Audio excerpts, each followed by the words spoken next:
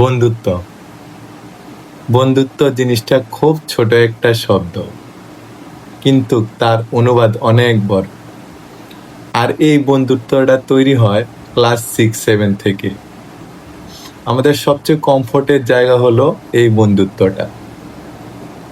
ঘরে একবেলা যদি বকা দেয় তো আমরা রাগ করি, আর হালার বন্ধুরা যদি গালি দেয়, সারাদিন মজা লয়, শরম দেয় বা মারেও, তো তাদের লোক কোনো রাগ করি না।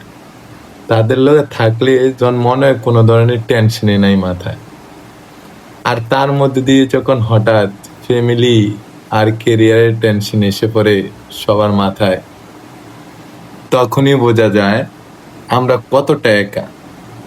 তখনই মনে পড়ে চায়ের দোকানের কথা, ক্লাস ফাঁকি দিয়ে বন্ধুদের সাথে ঘুরার কথা, বিকেলের আড্ডার কথা।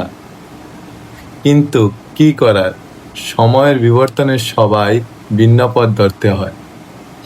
যাক, ভালো থাকুক পৃথিবীর সকল বন্ধুত্ব। আর বিশেষ করে বন্ধু, তোরা সবাই ভালো থাকিস।